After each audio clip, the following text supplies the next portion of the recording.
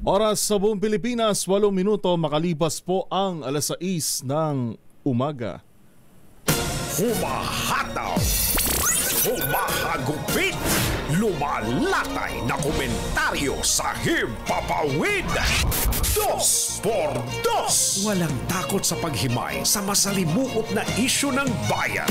2 por 2. Humahataw na mga balita at impormasyon. 2 por 2. Ating damhin, ating lasapin ang hagupit na 2 por 2.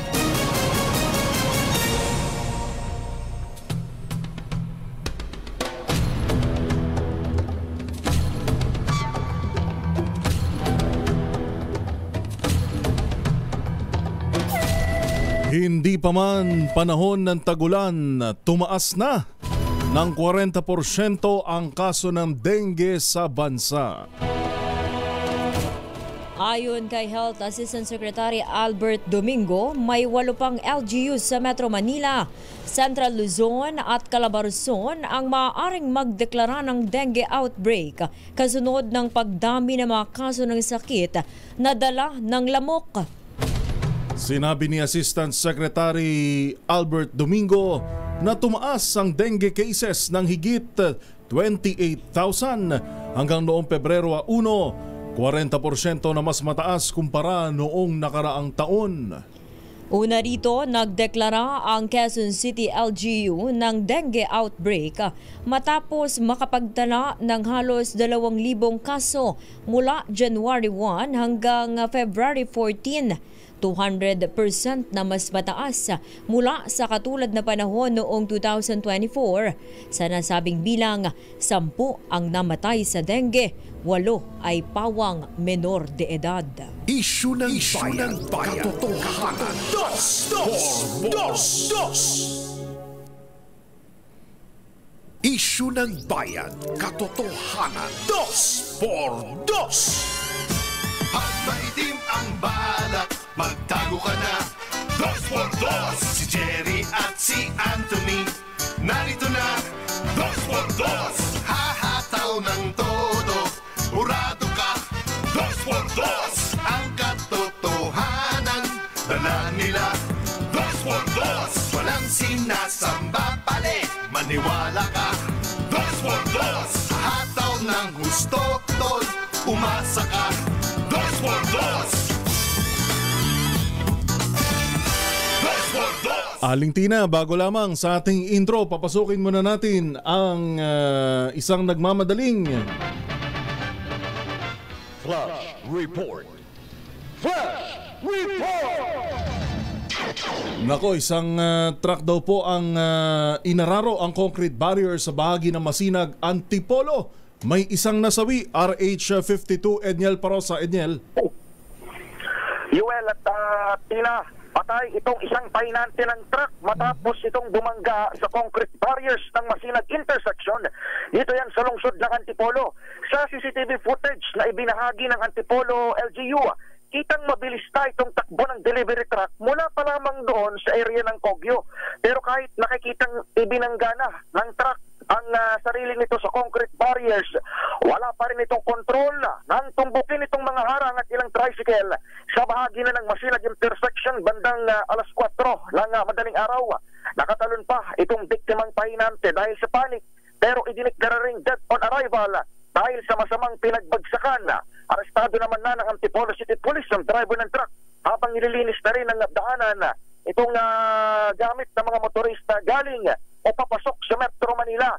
Doon naman sa mga babiyahe pa ngayong umaga sa mga dadaan dito sa Marcos Highway, asahan na ang pagbigat ng daloy ng trapiko palabas man at papasok ng lalawigan ng Rizal o ng National Capital Region. Ito si Edniel Parrosa, nag-uulat para sa DZRH. Una sa Pilipinas, una sa Pilipino. Flash Report. Flash Report! Humahataw sa komentaryo. 2 por 2.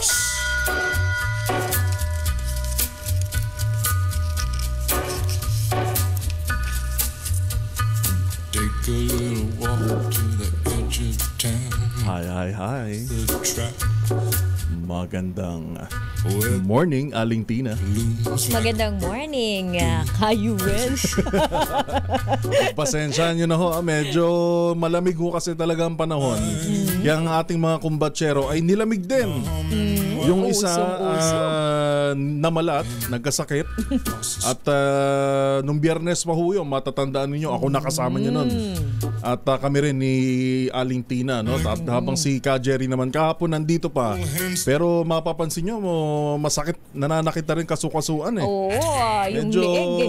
hindi na makalingon ng gano'n. Oo, hindi makatingin sa prompter. Pagka tumitingin sa prompter natin, napapansin ko nga kahapon, parang Nakayuko. kasama na rin yung katawan, sobrang sakit.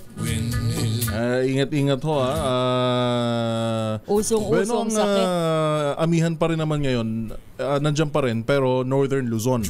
Extreme Northern Luzon. At yung nararamdaman natin pag madaling araw, bahagi ba napupuntahan ba tayo ng amihan dito? Parang may part pa rin. May part pa rin dahil sabi rin ng Pag-asa hanggang February daw yan.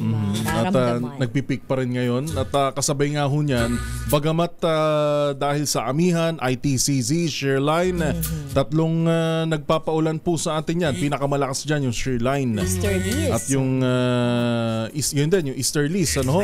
Bagamat walang mga pagulan, yung mga walang bagyo o LPA, yun ho mga pag-ulan na dala niyan buhat pa noong mga nakaraang araw, yan ang pinoproblema natin ngayon. Lalo na dito sa Quezon City, iba't ibang bahagi ng Metro Manila, Mandaluyong, na may mga kanya-kanya na rin pakulo para sa panguhuli ng dengue.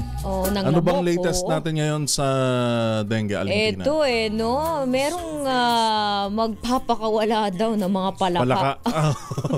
Sa ano ito? Sa Quezon City kung di ako nagkakamay. Matandang Balara o Addition Hills? Parang basta isang Balara barangay dyan sa Quezon City.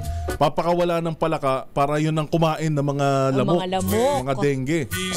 Pero ano bang palaka yan? Palakang bukid? Tsaka yung isa naman, dinepensahan din ng barangay kapitan ng Mandaluyong. Yung piso kada lamok. Oo. Pero paano nga kaya mahuhuli? Totoo ba yun? Oo, totoo daw eh. Gusto ko magpunta dyan sa Mandaluyong sandali. Paano kaya kung mag-breed na lang tayo ng mga lamok tapos ibigay na lang natin? Pero yung walang dengue.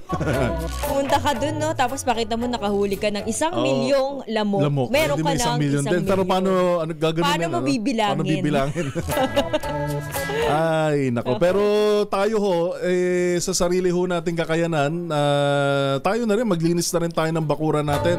Lalo hilig-hilig natin mga Pilipino na nagsastock ng gulong. At kung ano-ano pa mga plantito, yung mga plantita. Mga paso. Pinapamahayan yan ng mga lamok. Mabilis mag-breed yung mga lamok eh. Mapangitlogan lang yan. Magugulat ka, magiging kitikiti na.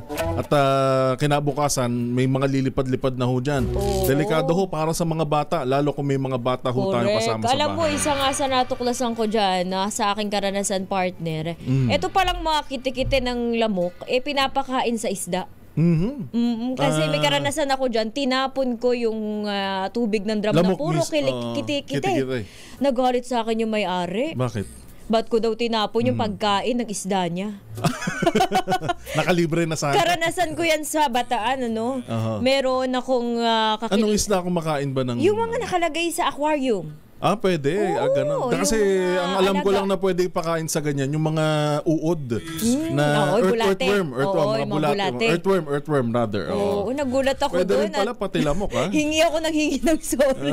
Kala ko mabuting ginawa ko yung palamas ko. Napasama pa kami. Magpapakilala ho muna kami sa pangalan po ni na Katunying Anthony Taberna at Jerry Baha. Ako po, si Tina Nolasco. At ito po si Yuel Reyes. Marami ho tayong mga balitang tatalakayin at ihahatid po sa inyo sa ating palatuntunang 2x2. Ang oras po natin alas 6:17. Susunod na po ang ACS Balita.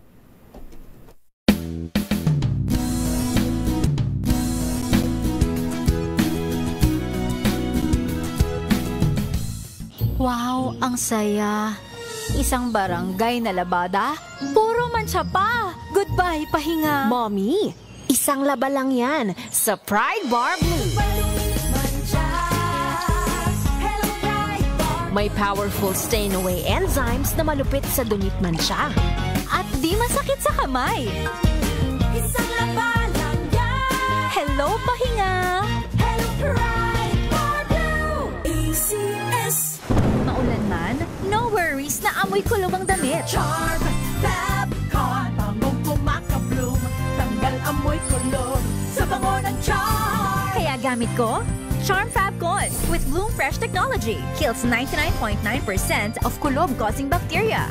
May aroma burst pa of thousands of flowers and berries. Ang sampay sa loob, no amoy kulob. Bangong kumaka-bloom sa charm. Charm Fabcon.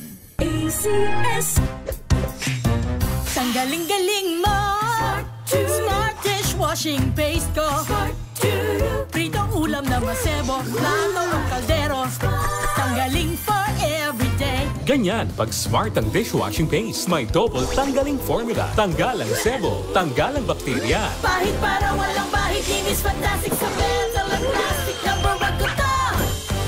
Tanggaling-galing mo. Smart dishwashing paste. ACS. BM Extraordinary with MX3.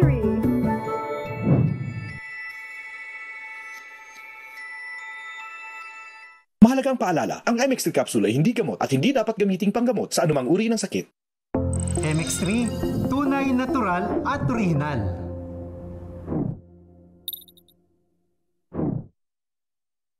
Mahalagang paalala, ang MX3 capsule ay hindi gamot at hindi dapat gamiting panggamot sa anumang uri ng sakit. Sa lahat ng bagay, simula pa lang, siguraduhing max protection na.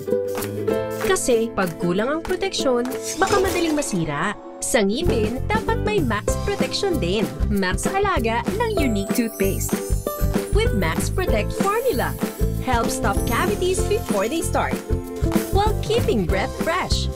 Try Unique Maximum Fluoride Protection para Max Alaga, Max Protektado. ACS.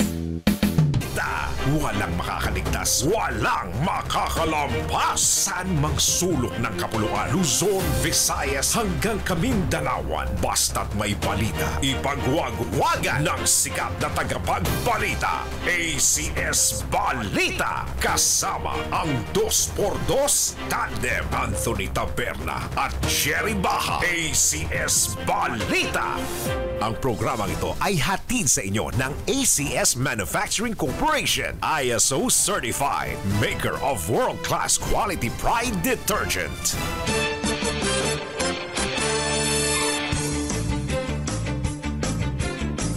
Araw ng Martes, February 18, 2025, sa ulo ng ating mga ACS Balita. ACS Balita. Remittances ng mga OFW pumalo sa record high na $34.49 billion noong Disyembre 2024. Halos pisong taas presyo sa diesel at gasolina, umarangkada na. Dating Pangulong Rodrigo Duterte kinasuhan ng inciting to sedition ng CIDJ. Artificial Intelligence o AI maaari na ring magamit sa pag-compose ng campaign jingles. Piso kada lamok para iwas dengue inulunsad sa isang barangay sa Mandaluyong City. Doktora ng Bicol Medical Center pinatay sa loob ng kotse. Boyfriend, itinuturing na person of interest. ACS Balita. Sa ngalan po ni Nakatunying, Anthony Taberna at Jerry Baha, inyo po mga lingkod sa pagbabalita. Tina Nolasco. At ito po si Yuel Reyes. ACS Balita. Sa mga gustong magkapera at nakikinig dyan sa Barangay Santo Cristo, Bago Bantay, Quezon City, lakasan nyo na ang inyong radyo pagkat nag-iikot dyan ang ating malakas agent Sherwin Alfaro. Barangay Santo Cristo, Bago Bantay, Quezon City. ACS Balita. Sa detalye ng ating mga balita, Sumipa sa atin tong ACS Good News. Sumipa sa $38.34 billion ang remittance o ang pinadalang pera ng mga Pilipino abroad sa kanilang mga kamag-anak sa bansa noong 2024. Sa datos ng Bangko Sentral ng Pilipinas o BSP, mas mataas ito kumpara sa $37.21 billion noong taong 2023. Sa naturang cash remittances, $3.73 billion dito ay ipinadala sa loob lamang ng buwan ng Disyembre. Dahil dito, nakaambag ng 8.3% ang 2024 remittance sa ekonomiya ng bansa at 7.4% naman sa gross national income. ACS Balita. Umarangkada na ang panibagong oil price hike. Umabot sa 80 centavos kada litro ang taas presyo ng diesel at gasolina, habang katiting na 10 sentimo naman ang sa kerosene. Ang taas presyo ng produktong petrolyo ay isinisisi sa tumitinding tensyon sa gitnang silangan at pinatinding sanksyon ng US sa mga bansang Iran at Russia. ACS Balita. Alas 6:24 ng umaga, inireklamo ni CIDG Chief Police Brigadier General Nicolas Torre III sa Department of Justice si dating Pangulong Rodrigo Duterte. Pinakakasuhan ng inciting to sedition ng dating Pangulo dahil sa naging pahayag nito sa pagpatay sa 15 senador. Ayon kay General Torre, kasabay ng pagiging bagong Pilipinas, dapat mabago na rin ang ating pananaw at hindi na dapat pinalalampas ang ganitong mga pahayag na dinedepensahan na joke lamang. Iginit ni Torre na malinaw na paglabag sa batas ang kill remark ni dating Pangulong Digong. We already submitted it for unlawful utterances at saka inciting to sedition. So nandun na rin sa docket ngayon at for case build-up na rin yung reklamo natin kay former President Duterte. Which specific statement po that he made? Gusto niyang patayin ng 15 senador na gusto niyang bombahin. So ayan, nakafile na sa DC-20 for case build-up na ang kaso na yan.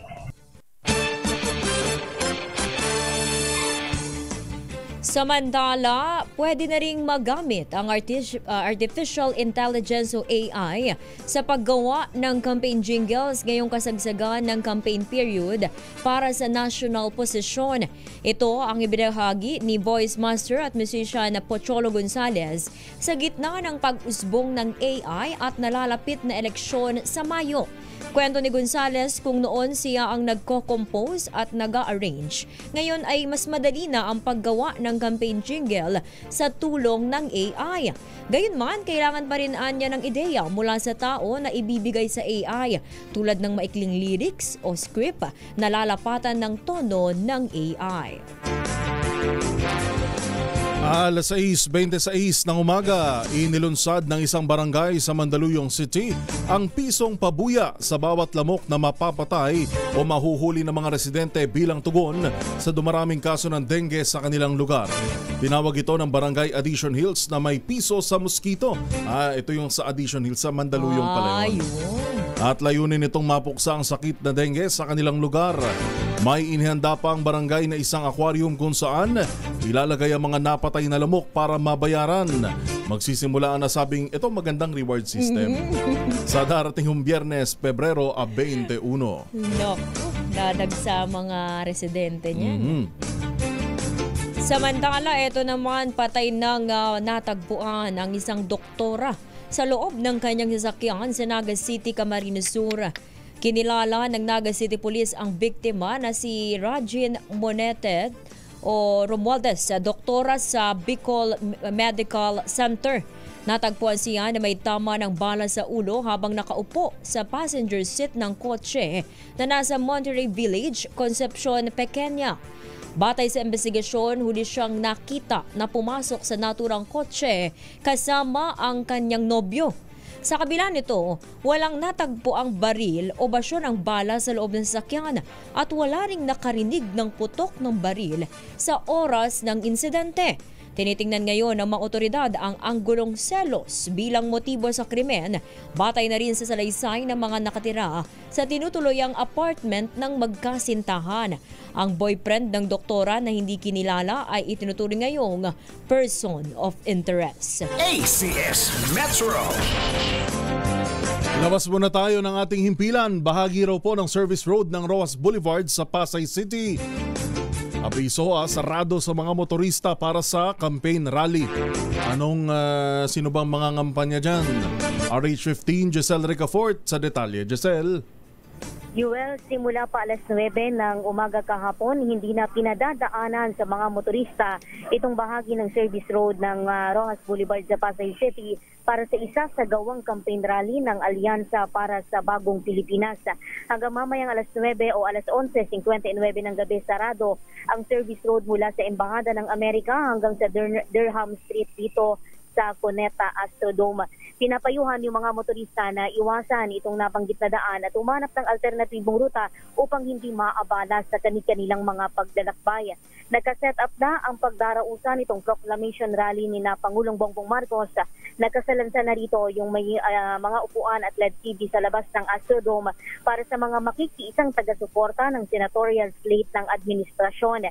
Ayon sa mga nakausap natin na empleyado nitong lokal na pamahalaan ng Pasay, tinataya na nasa 5,000 hanggang 8,000 katao ang inaasahang dadalo sa pagtitipon na magsisimula mamayang 1:00 ng hapon. Ito si Giselle Ricafort para sa DZRH na sa Pilipinas, una sa Pilipino. Maraming salamat, Giselle Ricafort. ACS Balita. Susunod. Hindi ko magaya paano bang susunod? May hagod yun sa dulo eh. Kuya Tito Boy. Abay, meron daw pong paninindigan ng Pilipinas sa issue ng West Philippine Sea na palabang pinanindigan.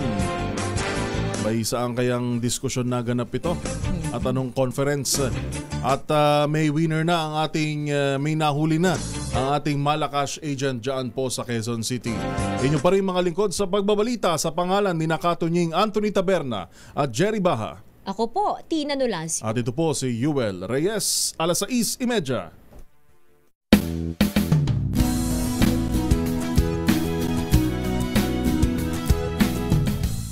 Hello, Washi! Laundry day na naman! Yay! Anong meron? Mancha ng chocolate, putik, may libag pa! Kaya natin yan! With Pride Washing Machine Detergent, may triple stain-away formula. Tanggal ang makapit, madikit, at malupit na dumit mancha.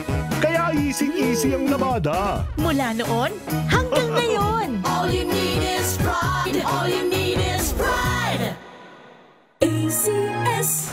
Maulan man, no worries na amoy kulog ang damit. Charm Fab Con, bangong kumakabloom, tanggal amoy kulog sa bango ng Charm. Kaya gamit ko, Charm Fab Con with Bloom Fresh Technology. Kills 99.9% of kulob-causing bacteria. May aroma burst pa of thousands of flowers and berries. Ang sampay sa loob, no amoy kulob. Bangong kumakabloom sa Charm. Charm Fab Con. ACS Star Wax, Star Wax Wax. Star Wax, Star Wax Wax. Always remember, sa paglinis, pakitabin ang sahig. Mrs. Star Wax, Star Wax Wax. Kitang na to the max. Star Wax, ang #1 floor wax. May waterproof formula. Buhusan man ang tubig, balikin tabang sahig. Star Wax, Star Wax Wax. Kitang na to the max, max, max. ACS.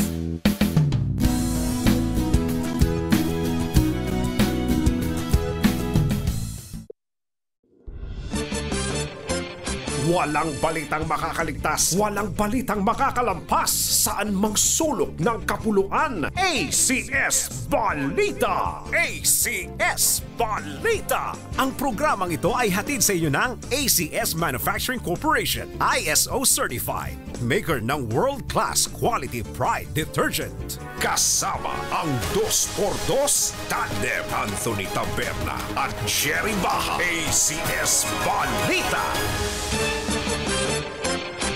Tuloy ang ating mga ACS Balita.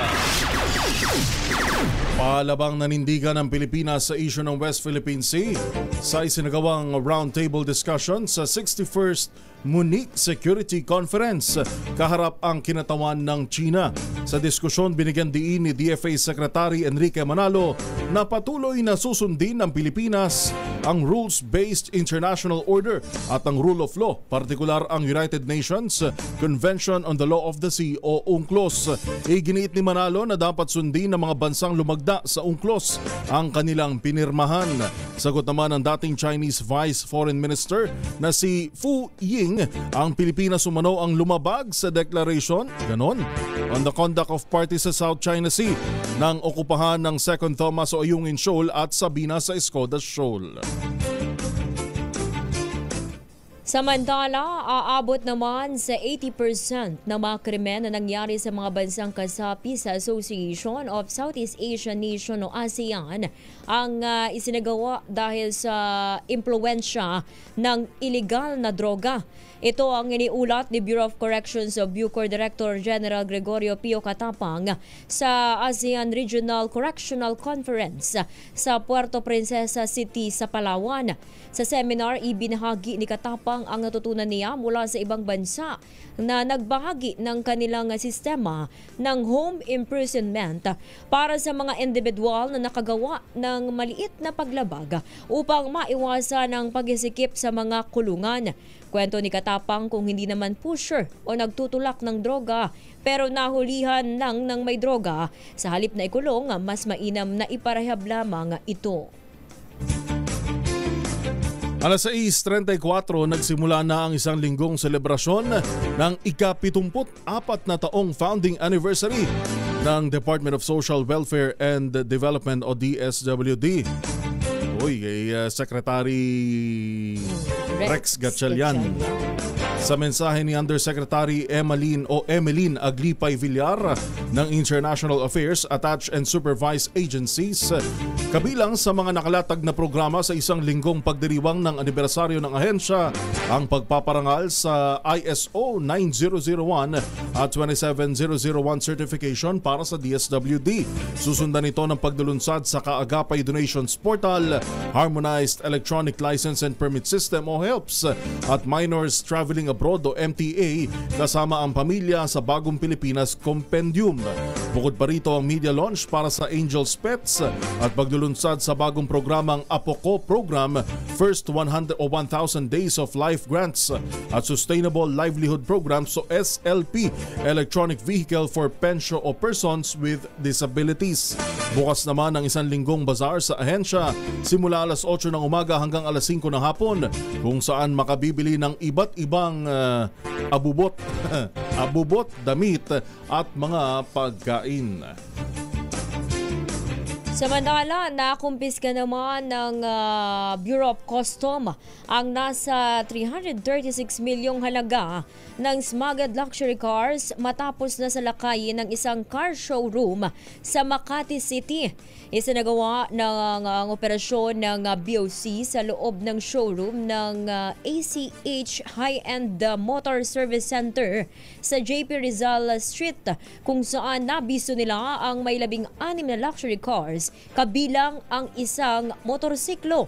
Sa paunang inventaryo, nabunyag ang iba't ibang uri ng sasakyan na kinabibilangan ng Ferrari 488 Spider, Ferrari 812 Superfast, Porsche Targa, Mercedes-Benz, G63 AMG, BMW M4, Lexus LC500 at iba pa. Ayon kay BOC Custom Intelligence and Investigation Director Verne Enciso, binisita nila ang nasabing car showroom upang maghain ng letter of authority sa may-ari nito at alamin kung legal ang mga papeles sa pag-import ng mga mamamahaling sasakyan. Binigyan ang may-ari ng showroom ng 15 araw na palugit para magsumite ng mga dokumento na nagpapatunay na nakapagbayad sila ng tamang duties at taxes sa gobyerno. Ganda pa naman ng mga ano bang mga klase mga luxury vehicle, mga Porsche, may Ferrari daw, may Porsche, may Mercedes-Benz, may BMW. Sino daw may-ari? Yun ang di pa natutukoy. Madali namang ano yan eh. 'Di ba kapag nakita mo dito sa Pilipinas na mga ganitong luxury vehicles na very limited lang. Tapos dito mo biglang makita sa Pilipinas, magtataka ka na hindi naman kakayanin ng ordinaryong mamamayan na makapag-import ng ganyang sasakyan. Kadalasan isa lang may-ari niyan, collection niya yan. Oo. O di kaya naman may kababalaghang gawain. Kung bakit nakakabili niyan, no? Kasi iba dyan, milyon yan. Lalo, hindi lang naman ang binabayaran dyan, syempre, yung shipment din. Di biro shipment yan, lalo kung patago o kung dinaan sa customs, di natin alam. May mga ulat nga rin na nagsasabi na posible daw na itong mga sasakyan na ito magmamay-ari ng mga POGO workers noon. Noon na naiwan. Noon na pinabalik sa kanilang mga bansa at ito iniwan nila dito sa Pilipinas. Sabagay, maraming na-recover ang PAOK Yusek Gilbert Cruz na binabanggit ng mga nakaraan na mga nabubulok na mga sasakyan. May mga sports car din na iniwan itong mga na-raid, na-rescue, na mga foreign POGO workers. Ay, naku ho. ACS Balita. Alas 6:38, nilinaw ng Department of Migrant Workers o DMW na walang mass deportation ng mga Pilipino mula sa Amerika. Ang paglilinaw ay ginawa ni DMW Secretary Hans Leo Kakdak sa Bagong Pilipinas Public Briefing kaugnay sa ulat na maraming Pilipino ang mapapauwi sa bansa mula sa Estados Unidos. Sa gitna rin ito ng mandato ni US President Donald Trump na deportation sa mga dayuhan, lalo na mga may kaso at problema sa kanilang mga papeles. Gayunpaman, tiniyak ni Kakdak na nakahanda silang alalayan ang mga mapapauwing Pilipino mula sa US sa pamamagitan ng kanilang Action Fund, Repatriation Command at Reintegration para muling makapagsimula ng kanilang hanap buhay sa Pilipinas. Walang mass deportation sa ngayon, no? We don't want to should I say instill fear sa mga kababayan natin. We're working closely with the DFA, working closely with Sec Ricky Manalo and Yusek Ed De Vega and Ambassador Romualdez in DC and our consulates all over the states. Nahak ang social media account na X ni dating Vice President Leni Robredo. Ito ang kinumpirma ni Robredo matapos mag-post ang kanyang anak na si Aika Robredo na nahak ang X account ng kanyang ina. Dahil dito hinimok ng dating Vice Presidente ang publiko na baliwalain muna ang anumang content o post na magmumula sa kanyang account. Sa ngayon ay patuloy nilang ginagawa ng paraan para makuhang muli ang access nito. Plano ng kampo ni Robredo na ilapit ito sa mga otoridad para sa kaukulang aksyon. Inaalam din kung may kaugnayan sa pagtakbo ni Robredo bilang mayor ng Naga City ang insidente ng hacking. Kasama ang 2x2 Tandem Anthony Taberna at Jerry Baha. ACS Balita. Yan na po ang kabuuan ng mga balitang itinampok sa ACS Balita ngayong Tuesday morning, Feb 18, 2025. Sa pangalan ni Nakatunying Anthony Taberna at Jerry Baha. Ako po, Tina Nolasco. At ito po si Yuel Reyes. Antabayanan nyo maya-maya, meron pa tayong mga reports, follow-up sa mga nangyaring balita sa Magdamag. At subukan niya natin makahingi ng update sa West Philippine Sea. Balita natin yung monster ship ng China nung isang araw napalayo dyan sa may bahagi ng Zambales. Oo, yung Chinese research vessel. Subukan niya natin makahingi ng update kay Philippine Coast Guard. Yan pa rin at iba pa mga nagbabagang balita dito pa rin sa 2x2. Balitang makatotohanan, balitang maaasahan. ACS Balita. Ang programang ito ay hatid sa inyo ng ACS Manufacturing Corporation, ISO certified, maker ng world-class quality Pride detergent. RH number 1.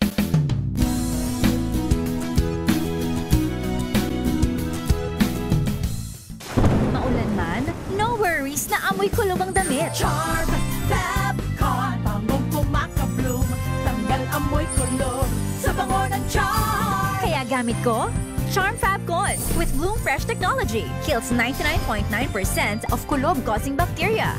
May aroma burst pa of thousands of flowers and berries. Ang sampay sa loob, no amoy kulob. Kumakabloom sa Charm! Charm Fabcon.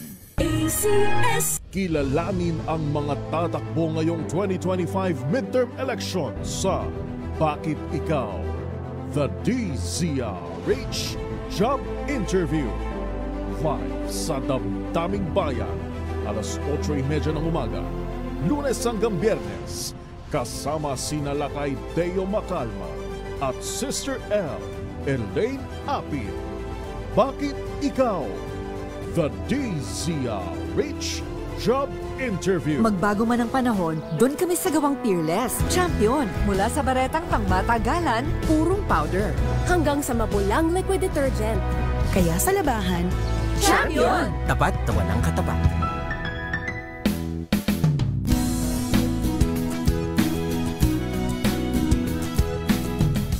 magbago man ang panahon, doon kami sa gawang Peerless. Champion, mula sa baretang pangmatagalan, purong powder. Hanggang sa mapulang liquid detergent. Kaya sa labahan, Champion! Tapat na walang katapat.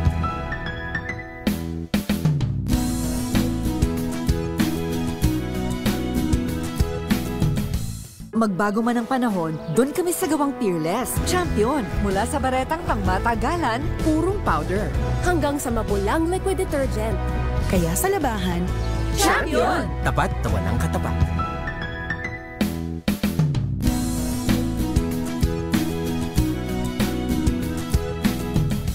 magbago man ang panahon, doon kami sa gawang Peerless. Champion, mula sa baretang pangmatagalan, purong powder. Hanggang sa mapulang liquid detergent. Kaya sa labahan, Champion! Tapat na walang katapat.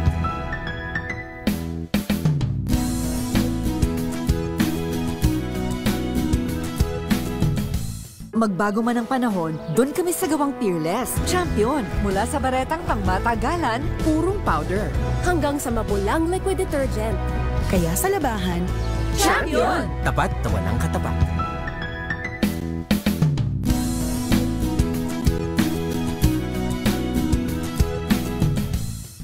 Maulan man, no worries na amoy kulog ang damit. Charm Fabcon, pangong kumakabloom, tanggal amoy kulog sa bango ng Charm. Kaya gamit ko, Charm Fabcon with Bloom Fresh technology kills 99.9% of kulob-causing bacteria.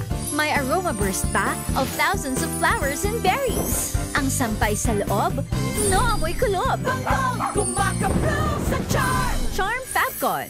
ACS. Tinesting, sinuri, siniyasan. Ang resulta?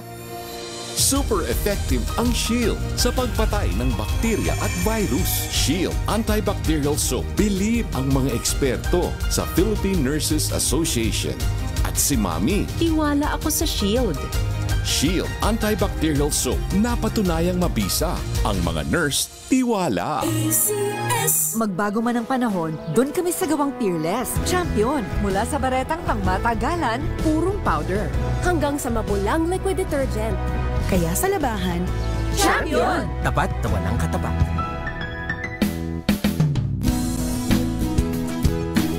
Hindi pa naman nagbabago ng boses si Nakatunying at Ka Jerry. May makasakit lang ho pero pagpahingayin ho muna natin. Kami ho muna ang inyong mga kasama ngayong Tuesday morning, Feb 18, 2025. Ito po si Yuel Reyes. Tina Nolasco. Pare-parehas pala halos ng banner story.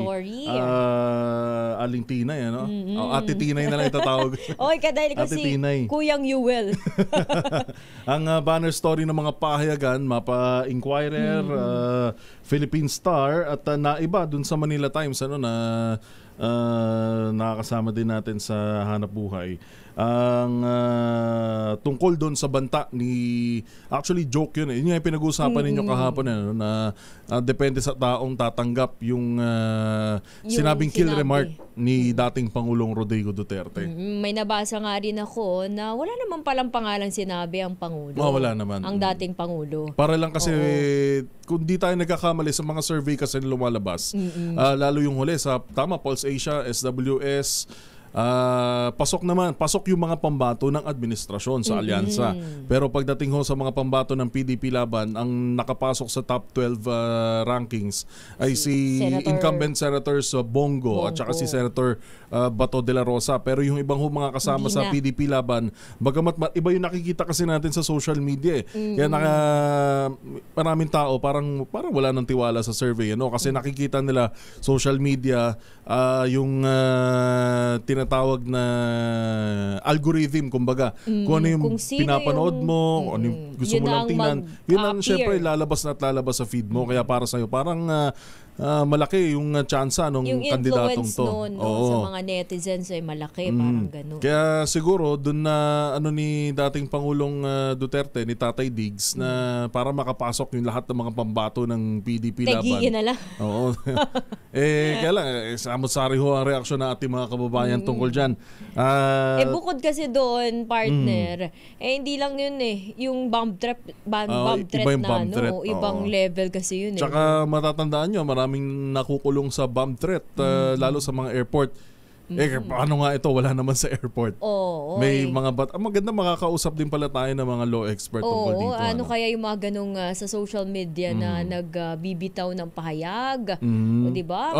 Kung saklaw ba yung social media, saklaw ba kung nasa public engagements na maraming nakikinig sa'yo, o ipinahayag mo through broadcast, liable ba yung taong magsasalita nun? Kasama ba yun sa provision ng batas kaugnay nga dyan sa bomb threat? Mahalagang malaman din. Mainit na usapin yan. Pero mainit din ang nausapin ngayon ng pamimigay at pag-ikot ni RH6 Sherwin Alfaro sa Barangay Santo Cristo, Bago Bantay, Quezon City. Ito na ang ating winner sa DZRH Bagong Taon, Bagong Lakas Promo. Go ahead, RH6 Sherwin Alfaro. Yes, Kuya Yuel at Tita Tina. Yan, magpapagandang tawag Tita Tina, no? Tita Tina. Yan, dito sa Barangay Santo Cristo sa Bago Bantay. Ang Bago Bantay pala nahati sa 3 barangay. Yung Ramon Magsaysay, itong Santo Cristo, at yung itong Barangay Santa Lucia. Yan, so mamaya mag-iikot tayo dito sa Bago Bantay. Dahil napakaganda dito sa Bago Bantay. Tignan mo naman, naka-radyo na, naka-TV pa. Yung bahay na pasukin natin. Dahil naka-tune in palagi sila sa DZRH. Yan, kaya ito yung tahanan ni Lolo Cap. Yan, sikat na Lolo Cap ng Barangay Santo Cristo, na 4 na terms na naging barangay chairman. Pero alam mo naman si Lolo Cap, paborito niya ang DZRH kahit pa nung nandun pa sa sakla nung kabataan niya. At nasubaybayan niya rin yung DZRH nung nandiyan pa sa Manila Botas. Dahil paborito niyang himpilan talaga ang DZRH. Bakit DZRH po paborito niyo, Lolo Cap? Sobrang informative kayo. Nandyan ang mabalita lahat kapag marami pa nga ako napakinggan sa radyo kaysa television. Kasi ang television, ang radyo, kasi sa mundo ka, mapakinggan mo kung nangyayari. At mas wala kang, kapag may sa bahay, pwede ka lang gumawa. Habang nakikinig ka ng radyo, tama, tatay. Tignan mo ngayon, mauubos ang oras na dahil nasa TV na kayo. Ilang taon na ba yan si tatay?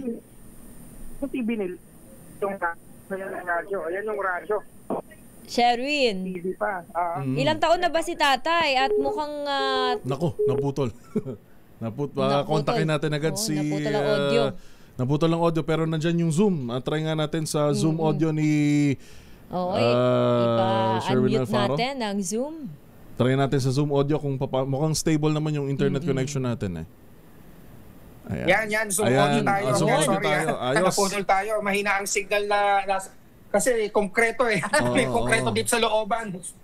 Tsaka malinaw. Sherwin, ilang taon na si tatay? Dito sa looban. Ayan, tatay. Tatay, ilang taon na po kayo? 79. Wow. Halos kaedad ng DZRH, ha? 79 po. Kaya naman Sa pala. March 5, that's by 80 years old na. Pero hindi halata ho sa edad. Parang 40 anyos lang, tatay. 40 years ago. Medyo malakas lang yung monitoring natin, Sherwin. Nag-feedback tayo doon sa TV. Sa radyo ulit. Okay.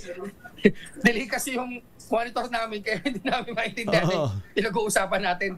Pero itong si tatay, sabi nyo, doon pa lang sa Aklan, nakikinig na kayo. Oo, sa Bisaya pa. Nakikinig na ako sa Capiz. Sa Capiz po. Sa Capiz, doon malakas din ang signal. Ay, malakas doon. Dahil sino paborito yung announcer pag umaga? Dos por dos, si Tonyeng. At saka si... yung kasama niya. At saka si Jerry. At saka si Sabi. Kompleto. Kompleto yung paborito mo, tatay. Dahil kompleto yung paborito mo, meron kang 1,000 pesos. Laki naman yan. Yan para sa inyo, tatay, ha? Yan, okay, thank you. Congratulations. Meron ka rin, tatay, na grocery mula sa Glizzy. Sabi na pala, Yan, yan, para sa inyo. Thank you. Tuwan-tuwa siya, nakikita niya yung sarili niya sa TV. Meron ko nakita sa nagdamayaw. Kailan daw siya nakita sa TV. Worldwide ito, tatay, hindi lang nationwide, worldwide. Bagong Subiro ni Biruin mo yung kanyang tuwa kanina nung nakita niya yung mobile ng DZRH. Sabi niya, alam ko to. Alam na alam. Bumigay ito ng premyo.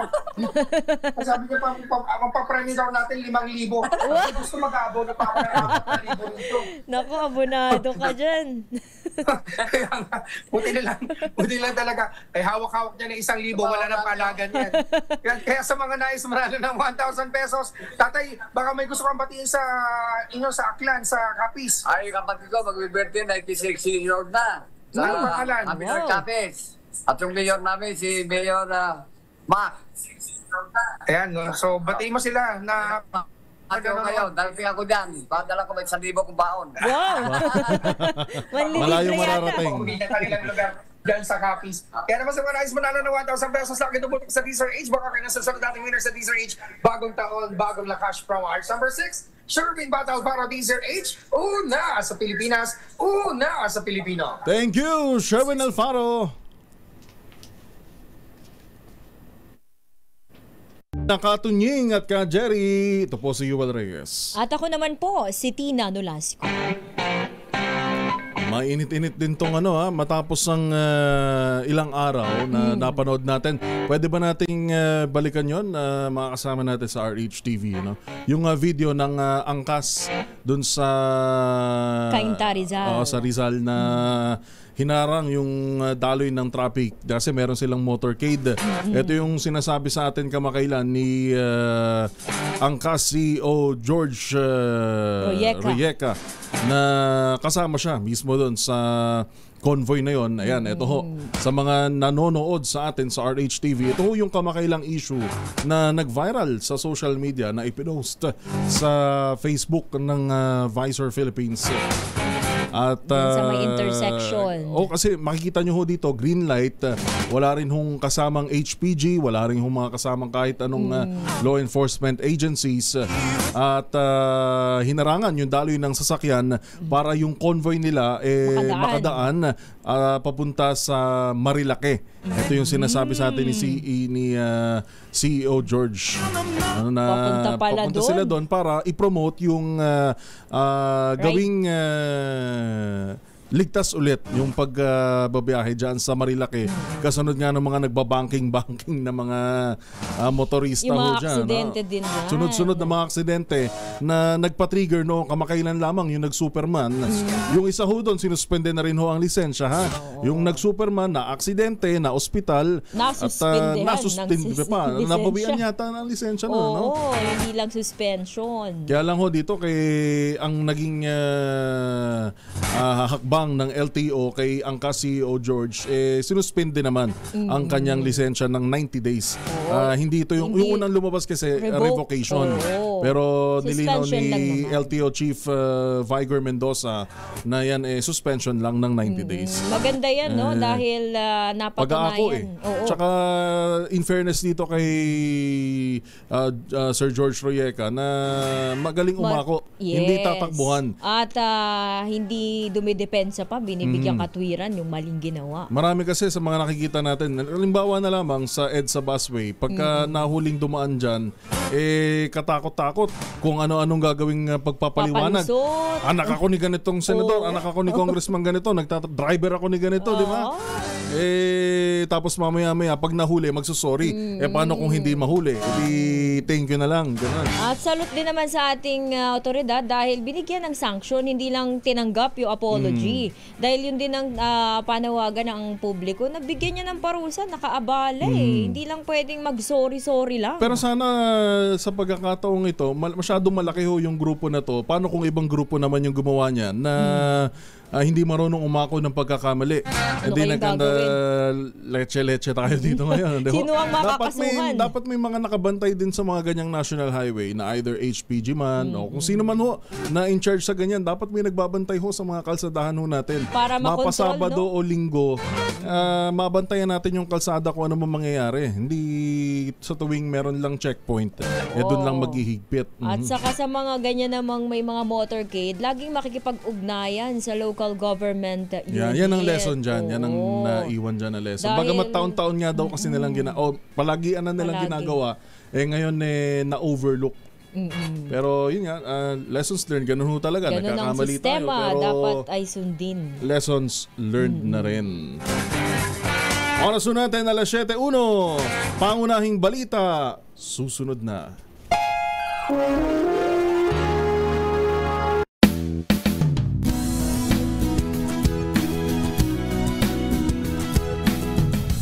Broadcasting Company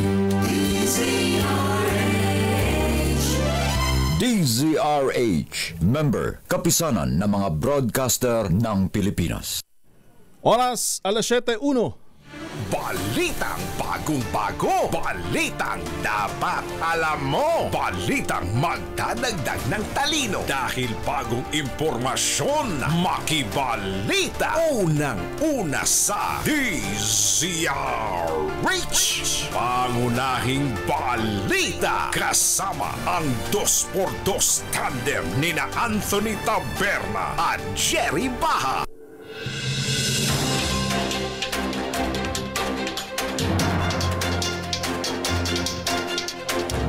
Araw ng Martes, 18 sa buwan ng Pebrero 2025. Narito na po ang ulo ng ating mga pangunahing balita. 8 pasahero sugatan matapos bumaligtad ang isang eroplano sa Toronto Airport sa Canada. NBI walang balak imbestigahan ang kill Senator's remark ni dating Pangulong Duterte. 8 pang lugar sa bansa magdedeklara ng dengue outbreak. Mataas na survey ratings ni Vice President Sara sa Okta Research Group. Tinawag naman na fake news. 1.76 billion pesos na halaga ng hot cars na kumpiska ng BOC sa magkakaiwalay na raid sa Metro Manila. At 3 patay, 6 sugatan sa banggaan ng 9 na sasakyan sa Ilocos Sur. Yan po muli ang ating headlines ngayong araw ng Martes, Feb 18, 2025. Sa pangalan ni Nakatunying Anthony Taberna at Jerry Baha. Ako po, Tina Nolasco. At ito si Yuel Reyes.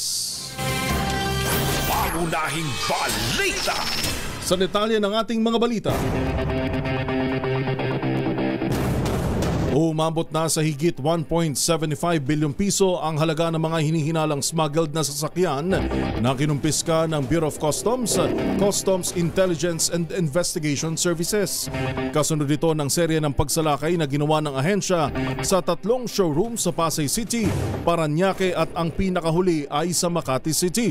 Ayon kay Customs Commissioner Bienvenido Rubio, nagkakahalaga ng 1.4 billion piso ang mga smuggled na luxury vehicle na nadiskubre sa Pasay at Parañaque, habang 366 milyong piso naman ay mula sa Makati City. Nabatid na ang naturang mga sasakyan ay ibinebenta online ng mga seller na AC Check Gong Miao sa Pasay Topcar Specialist and Trading Corporation sa Parañaque at ACH High-End Motor Service Center naman sa Makati. 3 individual ang nasawi habang 6 ang sugatan sa karambola ng 9 na sasakyan sa National Highway ng Candon City, Ilocos Sur. Nag-ugat ang insidente sa pagkawala ng kontrol ng isang kotse dahil sa driver nito na napag-alamang lasing. Sumalpok ito sa dalawang motorsiklo na nasa harapan at dito na nagsimula ang tila domino effect sa mga magkakadikit na mga sasakyan sa kalsada. Damay sa insidente ang 4 na motorsiklo, 3 kotse, isang tricycle at isang pedestrian. Nagpapatuloy ngayon ang investigasyon sa insidente. 5 minuto makalipas ang alas 7 ng umaga, 8 pang local government units ang nakitaan ng Department of Health o DOH ng pagtaas ng kaso ng dengue. Ang mga ito ay matatagpuan sa Metro Manila, Central Luzon at Calabarzon o Region 4A. Ayon kay Assistant Secretary Albert Domingo, hindi ng tagapagsalita ng ahensya, inaasahan na magdedeklara rin ng dengue outbreak ang 8 pang LGUs kasunod ng Quezon City matapos makapagtala ito ng higit 1,700 kaso sa unang 2 buwan ng 2025. Sa nasabing bilang, 10 ang nasawi, kabilang ang 8 minor de edad. Sinabi ni Assistant Secretary Domingo na nakikipag-ugnayan na ang DOH sa mga apektadong LGU upang mabigyan ng solusyon ng tumataas na kaso ng dengue sa kani-kanilang mga lugar. Kinasuhan ng inciting to sedition at unlawful utterances si dating Pangulong Rodrigo Duterte kaugnay ng pahayag nito na papatayin ang 15 senador sa isang proclamation rally sa San Juan City. Ito'y matapos maghain ng reklamo si Criminal Investigation and Detection Group o CID Chief Nicolas Torre III sa Department of Justice laban sa dating presidente. Sabi ni Torre, hindi na pwedeng gamiting palusot na joke ang mga pagbabantang katulad ng pagpatay, lalo't nang galing ito sa isang dating Pangulo. Pangamba ni Torre, posible kasing gayahin o seryosohin ito ng mga supporter ni Duterte tulad ng nangyari sa war on drugs. Una namang sinabi ni NBI Chief Jaime Santiago na bahagi lamang ng political propaganda ang umano'y biro ni Duterte sa mga senador. Sa iba pang o sa kaugnay na balita, hindi iimbestigahan ng National Bureau of Investigation o NBI ang pahayag ni dating Pangulong Rodrigo Duterte na pumatay ng mga senador. Sa panayam sa DZRH, sinabi ni NBI Director Attorney Jaime Santiago na naniniwala siyang rhetorics at political propaganda lamang ang sinabi ni Tatay Digong. Alam nyo, ito personal opinion ko. Sa nakikita ko ano lang yan rhetorics lang yan yung mga dati ng political propaganda ni dating Pangulong Duterte. Dineliver ni dating Pangulong Duterte in a political rally during the proclamation of his mga senatorial candidate niya. So, pati ng delivery niya, yung mode of delivery niya, yung actuation niya, yung action niya, makikita naman na nagpapatawa lang ng audience. Paglilinaw pa nito, kikilos lamang sila kung may mismong senador na maghahain ng formal complaint para imbestigahan ang pahayag ng dating Pangulo. Gayunman, kumbinsido si Santiago na iba pa rin ito sa naging pahayag ni Vice President Sara Duterte na ngayon ay inirekomenda na ng ahensya para kasuhan. Yun naman kay VP Sara, iba naman po. Tumawag po siya ng Zoom meeting at galit na galit siya at sinabi niya nga at minention niya pa kung sino yung dapat patayin. Si Presidente, si First Lady at saka si Speaker, at tapos sinabi niya no joke, she is very serious. So we took that seriously. Kaugnay ng balitang yan, pwede naman daw imbestigahan ng National Bureau of Investigation sa sarili nilang inisyatibo ang naging pahayag ni dating Pangulong Rodrigo Duterte na papatayin ang 15 senador para bigyang daan ang mga kandidato ng PDP laban. Sinabi ni Justice Secretary Jesus Crispin Remulla, maaari itong gawin ng NBI kahit hindi maglabas ng direktiba ang DOJ dahil aaksyon lamang niya ang hensya kung ang mga senador senador ang mismong magrereklamo. Alam at sanay naman umano ang publiko sa lengguwahe ng dating Pangulo, pero kung magrereklamo ang mga senador ay magkakaroon ang ahensya ng dahilan para simulan ang investigasyon. Iba rin anya ito sa pagbabanta ng Vice Presidente dahil partikular nitong binanggit ang pangalan ni na Pangulong Bongbong Marcos, First Lady Liza Araneta Marcos at House Speaker Martin Romualdez. Alas 7 Gs ng umaga, tatangkain ng grupo ng mga abogado mula sa Mindanao na harangin ang impeachment trial kontra kay Vice President Sara Duterte ngayong araw. Maghahain ng petition for certiorari and prohibition sa Korte Suprema ang grupo na pangungunahan ni Attorney Israelito Torion, Attorney Martin Delgra, Attorney James Reserva at Attorney Hilary Reserva. Layo nito na maglabas ng Temporary Restraining Order o TRO at writ of preliminary injunction ang kataas-taasang hukuman upang maipawalang bisa ang impeachment complaint laban sa Vice Presidente. Samantala, kinwestiyon din ng kampo ni Torion ang kawalan-an nila ng due process sa impeachment ni VP Sara at iginiit na ito'y unconstitutional. Pinabulaanan ng Okta Research Group ang kumakalat na post sa social media kung saan nakasaad na nagsagawa sila ng survey nitong Pebrero na nagpapakita na mas mataas ng trust rating at performance rating ni Vice President Sara Duterte kumpara kay Pangulong Bongbong Marcos.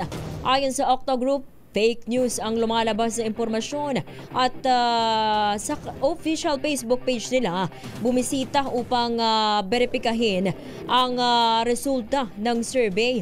Dagdag ng Okta, ang pinakahuling survey na kanilang ginawa kaugnay ng satisfaction at trust rating sa mga matataas na opisyal ng gobyerno ay noon pang November 10 hanggang 16. Sa naturang survey, lumabas na 64% ang nakuhang satisfaction rating ni PBBM at 65% naman ang trust rating nito. Mas mataas ito kumpara sa 45% satisfaction at 49% na trust rating ni VP Sara. Iginit ng Partido Demokratiko Pilipino, Lakas ng Bayan o PDP na biro lang ang pahayag ni dating Pangulong Duterte na pumatay ng 15 senador. Sa panayam sa DZRH, sinabi ni Attorney JV Hinlo, isa sa senatorial candidates ng PDP laban, na nais lang magpasaya ng dating Pangulo.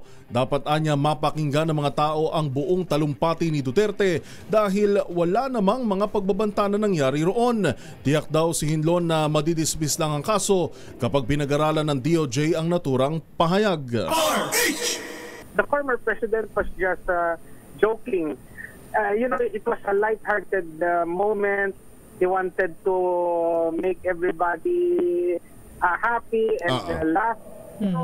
They should hear out all the speeches from the beginning up to the end. Pagdugtong-dugtong nila, there was no threat. It was just a joke.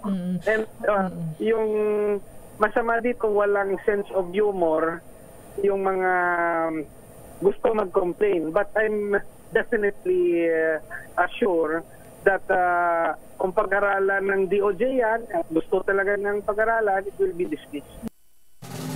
Anthony Taberna at Jerry Baha, DZRH, pangunahing balita. Alas 7:13. Ang balitang ito ay hatid sa DZRH, pangunahing balita. Anthony Taberna at Jerry Baha, DZRH, pangunahing balita.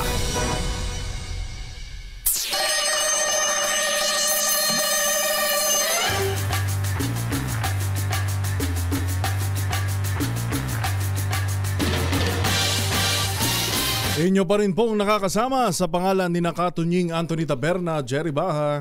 Ako po, Tina Nolasco. At ito po si Yuel Reyes. Talaga naman yung background natin ngayon ng Mission Impossible. Ganyan palagi yung ginagawang pagbabantay ng ating mga kasamahan sa Philippine Coast Guard. Partikular sa tumitinding sitwasyon pa rin sa West Philippine Sea. Makibalita na muna tayo kung ano na nga bang update dyan.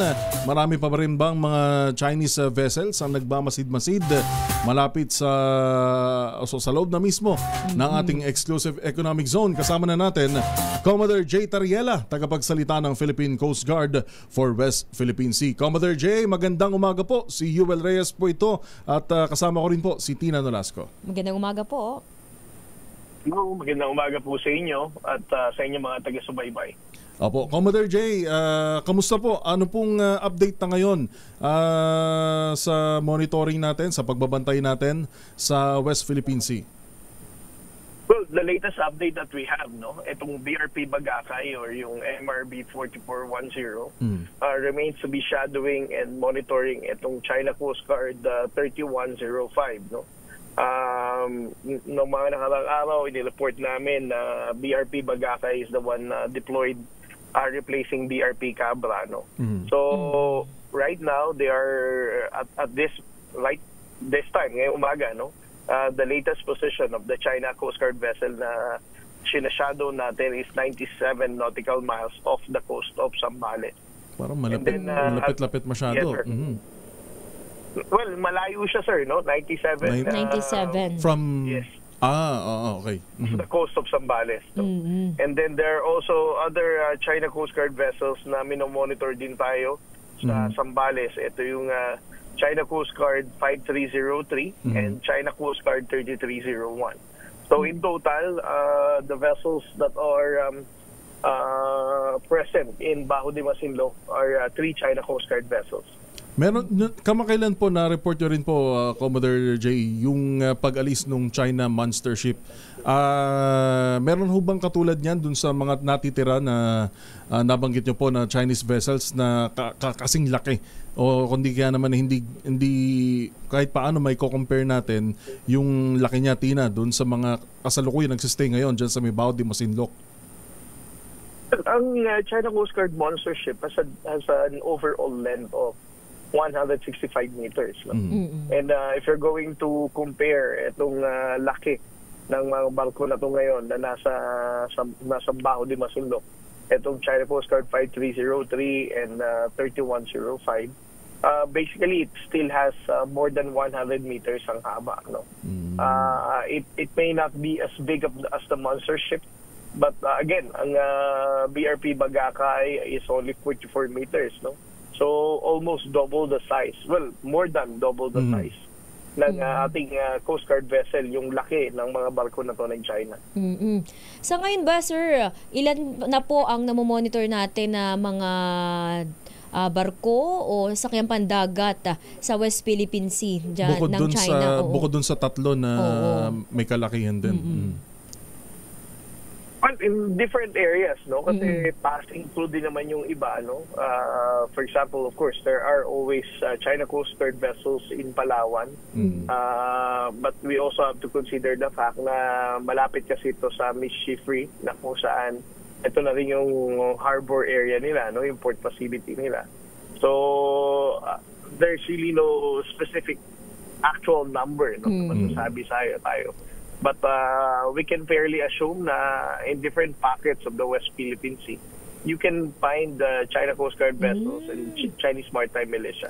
Oo, marami pa rin palang nakapalibot dyan sa iba't ibang bahagi ng West Philippine Sea. Commodore, matagal-tagal na rin po kayo nagbabantay dyan sa atin, particular po sa West Philippine Sea. Kung inyong susumahin, mula noon hanggang ngayon, sa pamamagitan ho ng continuous efforts natin sa iba't ibang ahensya kasama ang Philippine Coast Guard, Navy at ang ating pamahalaan sa mga efforts natin sa West Philippine Sea, lalo ho bang tumitindi yung sitwasyon o dahil parang nararamdaman lang natin na ito talaga yon dahil araw-araw na tayo halos araw-araw na tayo nagre-report ng mga nangyayari sa ating karagatan? I don't think na tumitindi yung tension, no?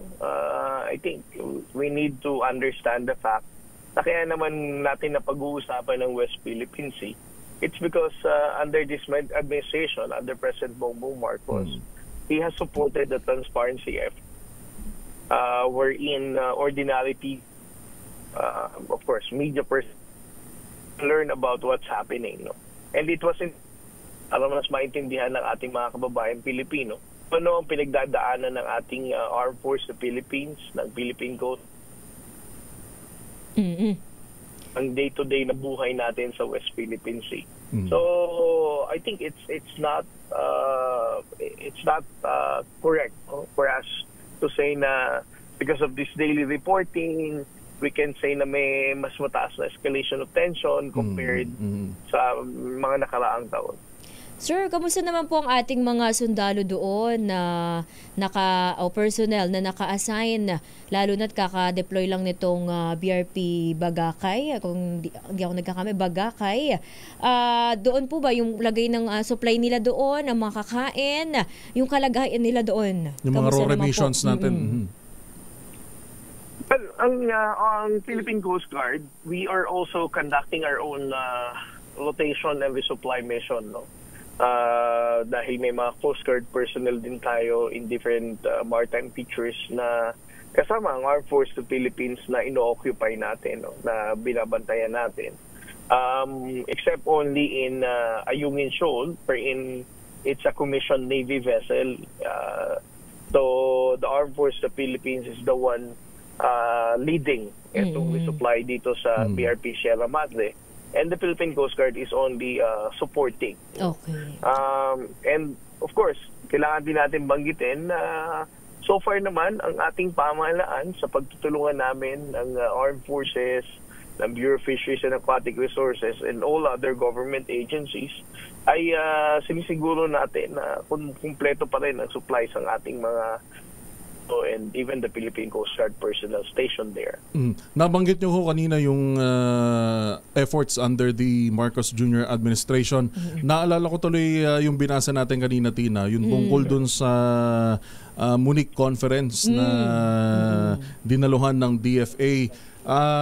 Para sa inyo, malaking bagay ba na kasama natin tumitindig ang DFA sa mga issue ng ganito, particular sa West Philippine Sea, Commodore? Alam mo, sir, President Bongbong Marcos has been very clear, no? Na ang ating priority pa rin naman talaga in settling our issues in the West Philippine Sea will always be the diplomatic approach, no? That's why the Department of Foreign Affairs has always been on the forefront and center when we talk about the West Philippine Sea, no? So I really support that, and I recognize, no, the efforts of our diplomats, of course, led by Secretary Manalo, in carrying out diplomatic actions that will at least de-escalate the tension while at the same time is strengthening our position. Na hindi basta-basta parang hinayaan na lang, pinabayaan na lamang dahil ika nga, hindi naman natin kaya yan.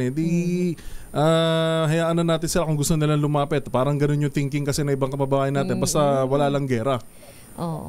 For the peace. Well, so far naman, sir, no, na panindigan naman na natin ito, na it doesn't mean na ang pagtindig para sa West Philippine Sea means going head-to-head for a war with China, no?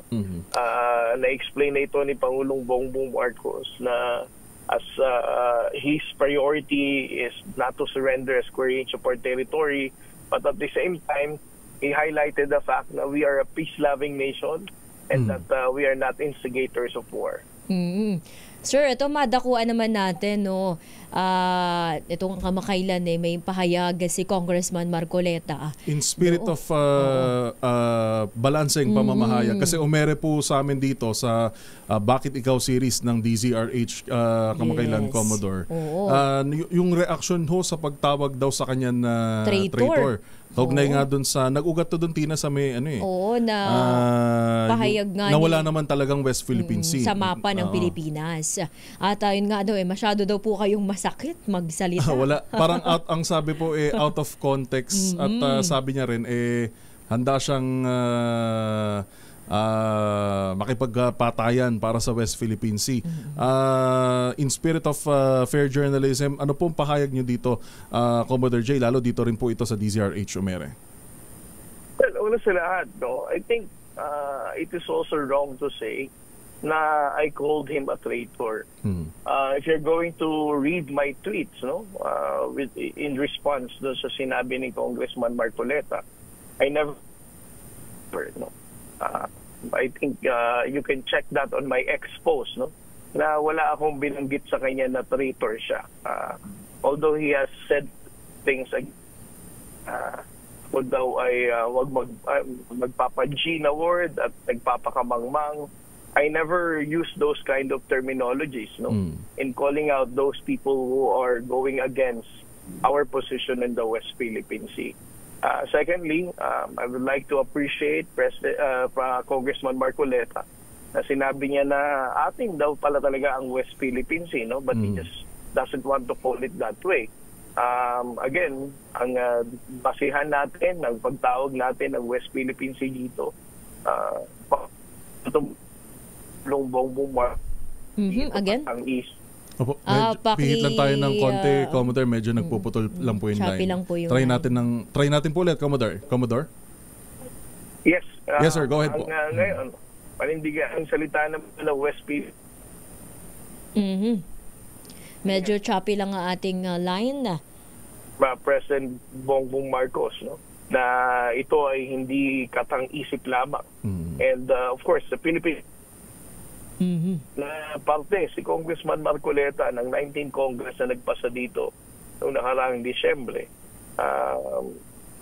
These are all enacted laws, no, ng Kongreso to include the Philippine Archipelagic Sea Lane. So I don't see any reason para i-counter niya ito. Pero either way, since sinabi niya na rin naman na atin daw ito at sinuportahan niya rin ang unang paninindigan natin na this belongs to the Filipino people. Tingin ko naman wala na kaming issue sa isa't isa. No? I think he just doesn't want to call it West. That's his opinion and I respect that. But I just want to put it in record na I never called him a traitor. I have high regard to the members of the Congress, especially for Congressman Marcoleta. And I know for a fact that the makers are patriotic people. Alright. Well said po, Commodore J. After all, hindi naman talaga dapat tao sa tao naglalaban, kundi yung ating mga pinaglalaban na hindi umabot sa personalan, mga ganong bagay. Oo, at para rin naman ito sa bansa. Maraming salamat po. Opo. Maraming salamat, Commodore. Ko lang, Opo. Minsan kasi, kailangan nating matandaan, no, na ang laban natin sa West Philippine Sea, hindi tayo Pilipino ang dapat na naglaban-laban. Ang kalaban natin sa West Philippine Sea ay ang agresibo at illegal na paggalaw ng People's Republic of China within our own exclusive economic zone. Tama po. Maraming salamat po, Commodore J. Mabuhay po kayo sa Philippine Coast Guard at ating pong mga kasama na nagbabantay din po dyan sa ating karagatan. Atin ito sa West Philippine Sea. Maraming salamat po. Yan, si Commodore J. Tariela ang tagapagsalita ng Philippine Coast Guard sa West Philippine Sea. Nung kamakailan, nung umere yun, si Congressman Dante Marcoleta at sa Bakit Ikaw series ng DZRH natin. Mamaya ang guest natin dyan, nabanggit na lang din natin ang Bakit Ikaw series. Ang guest natin mamaya ay si Congresswoman Franz Castro. Mamaya huya alas 8:30.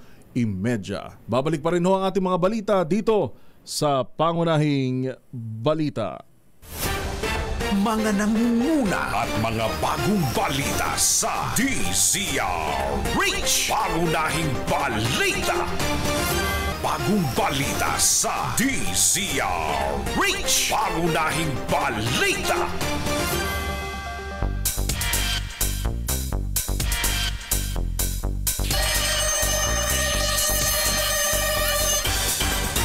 Papasukin muna natin ng follow-up dyan ho sa nangyaring aksidente. Grabe to, Tina, na ikinasawi ng isang pahinante to, no? Dyan sa may Marcos Highway. RH52, Edniel Parosa. Edniel. Yuel, matapos itong halos 3 oras, nakatak din ang 10-wheeler truck na umararo sa mga concrete barrier dito sa intersection ng Masinag sa lungsod ng Antipolo. Itinabi na itong sasakyang wasak ang harapan habang tuloy naman ang paglilinis ng MNDA kasama itong mga tauhan ng Antipolo Office of Public Order and Safety sa mga debris na nadurog na haranga. Nagbabalik normal na rin itong daloy ng trapiko. Kanina galing tayo sa area ng Quezon City hanggang Pasig at ngayon pabalik na tayo. Nagbabalik normal na itong daloy ng traffic sa Marcos Highway Daanan ito ng mga motoristang papasok o palabas sa Metro Manila mula o patungo naman sa lalawigan ng Rizal. Bandang alas 4 ng umaga nang ibangga ng driver ang truck sa footbridge. Makaraan umanong mawala ng preno dahil sa bilis ng pagtakbo. Sa panik, tumalon yung kanyang pahinante pero nasawi rin dahil sa masamang pagkakabagsak. Nasa kusudian na ngayon ng pulisya itong driver na nagtamo naman ng mga minor injury. Ito si Edniel Barrosa, nag-uulat para sa DZRH. Una sa Pilipinas, una sa Pilipino. Anthony Taberna at Jerry Baha, DZRH, pangunahing balita. Sa pangalan pa rin po ni Nakatunying Anthony Taberna at Jerry Baha. Ako po, Tina Nolasco. At ito po si Yuel Reyes. 15 minuto bago mag-alas 8 ng umaga, tanggap at nirerespeto ni Angkas CEO George Royeca ang desisyon ng Land Transportation Office na suspindihin ng 70 araw ang kanyang driver's license dahil sa viral video ng traffic incident sa Cainta Rizal noong Pebrero 2. Ayon kay Royeca, inaako niya ang responsibilidad sa nangyari at handa siyang harapin ang anumang kahihinatnan ng ginawa nilang paglabag at sumunod sila sa nararapat na proseso. Kasabay ng desisyon ng LTO, voluntaryong isinuko ni Royeca ang kanyang lisensya kahapon at handaan niya siyang isakripisyo ito upang ang mga rider ay makapagpatuloy sa kanilang trabaho at paghahanap buhay para sa kanilang pamilya. Nagugat ng 70 araw na suspensyon ng LTO sa driver's license ni Royeca nang ang inorganisang motorcade ng Angkas noong Pebrero 2 ay magdulot ng matinding traffic sa nabanggit na lugar. Sugatan na ang 8 pasahero ng isang Delta Airlines passenger jet matapos bumagsak at bumaligtad sa isang paliparan sa Toronto, Canada. Sa 8 sugatan, 3 ang kritikal, kabilang na ang isang bata na ngayon ay isinugod na rin sa ospital. Sa ulat ng mga otoridad, walang nasawi sa insidente mula sa kabuang 80 sakay ng eroplano. Nagmula sa Minneapolis, USA ang Endeavour Flight 4819 at papalapag na sana sa Toronto Pearson International Airport nang bigla itong mawalan ng kontrol at bumaligtad sa nagyayelong runway. Sa ngayon, sinuspende muna ang operasyon ng paliparan habang nagpapatuloy naman ang investigasyon sa insidente. Mga nangunguna at mga bagong balita sa DZRH. Pangunahing balita. Pangunahing balita sa showbiz. Magandang dilag, puso ko yung nabihag. Wala na yun, no? Teka, batiin muna natin ng may babatiin ka nga pala dyan. Ate Tinay. Ito, nakamonitor at nanonood ang ating mga kasama sa Hanap Buhay sa DWIZ. Aba? Si Kuya Rafi Ramos, dyan daw sa lobby ng DWIZ ay nanonood. Magandang. Welcome naman kahit anong oras kayo manood at makinig. Welcome na welcome. Pati yata yung guard dyan nanonood Kuya Makose. Binabati ko rin ng happy birthday syempre aking kapatid na si Mary Ronica Contreras. Happy birthday, ate. At happy birthday. Syempre sa lahat ng mga nagbo-birthday ngayon. Uy, oo nga pala. Nalimutan ko rin. Birthday ng aking ate ngayon, Ate Julia Nolasco. Happy birthday. Happy birthday po. At happy birthday, ate. Syempre ang day 2 ng happy birthday na ating Mother Malu Cabral dahil wala tayo dito kahapon. Ngayon natin siya mababati sa ere. Happy birthday, Tita Ems. Teka, sino nga ba itong aktor na natapos na ring natapos ang ipinagawang bahay sa tulong ng isang mayamang fafa? So itong aktor, malamang aktor, lalaki, at ang kanyang ipinagawang bahay natapos daw sa tulong ng kanyang mayamang fafa. Sino nga ba ito? Alamin natin sa ating showbiz legend. Tita Morley Alinio. Magandang morning, Tita Morley. magandang morning Luzon, Visayas at Mindanao. Good morning sa inyo, Yutin, as in Yuel and Tina. Wow!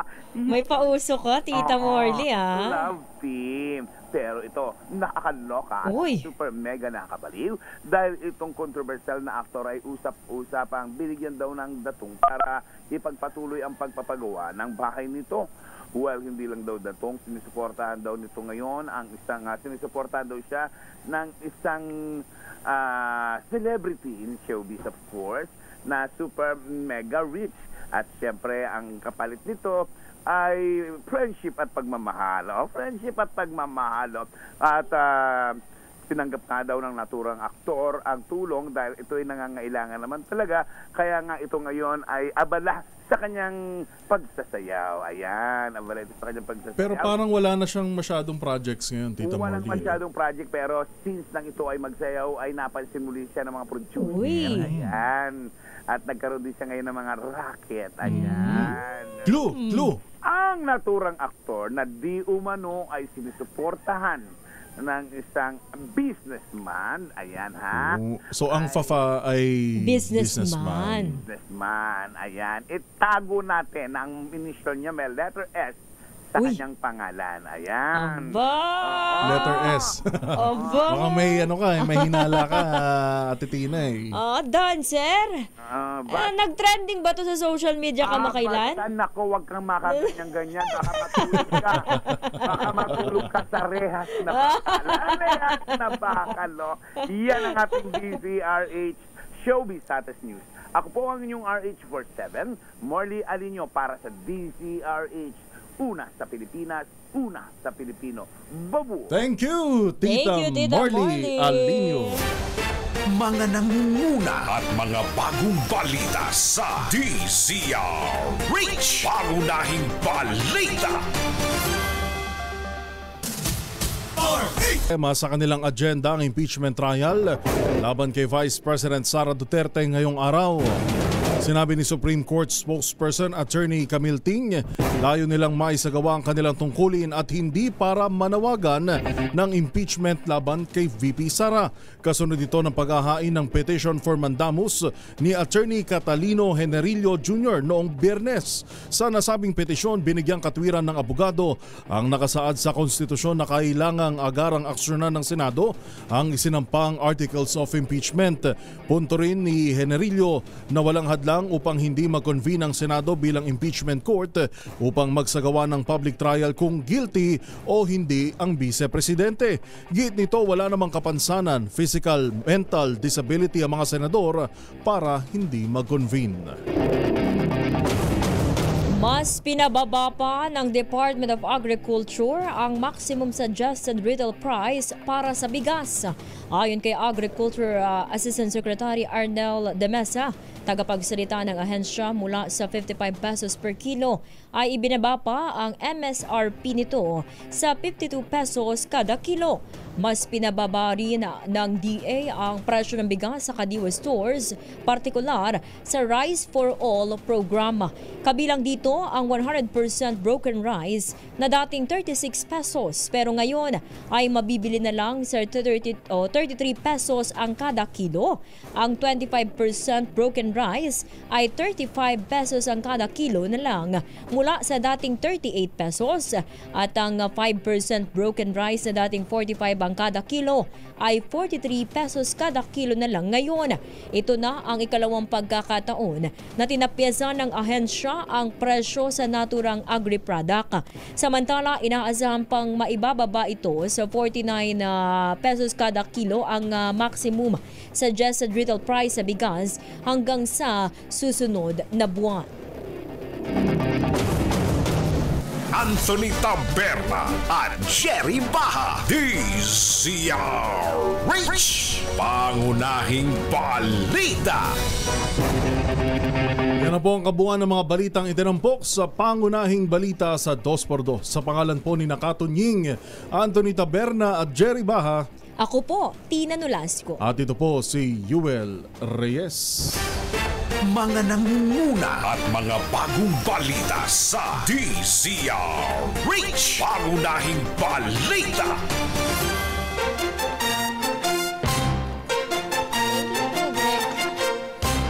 Tunying at ka-Jerry. Anthony Taberna, Jerry Baha, ang samahang pinatibay na ng panahon. 2 por 2. 2 por 2. Tuesday pa lang, parang feeling ko Biyernes na. Oo nga. Di ba, lagi naman silang bumabati ng Happy Week? Friday. Friday. Parang di nakikinig ang dos Happy Weekend. Diba, mag-iingat ho tayo. Dengue outbreak sa Quezon City. Maraming lugar pa ang posibleng magdeklara rin ng outbreak, sabi ng DOH. Kaya ingat ho, maglinis ho tayo ng ating mga bakod at tawag nating hayaang pamugaran yan ng lamok. Hanggang bukas, Pilipinas. So mamaya po, alas 12 ng tanghali sa MBC TV Network News. At mapapakinggan nyo rin po ako tuwing Sabado sa RH Balita kasama si Jackie Resio. At tuwing Sabado rin po, alas 5 ng hapon sa DZRH Boom Balita kasama naman si Kyle Bulyas. Muli sa pangalan po ni Katunying Anthony Taberna, Jerry Baha. Ako po, si Tina Nolasco. Dito po si Yuel Reyes, Damdaming Bayan. Susunod na. And let's run off behind the shady tree.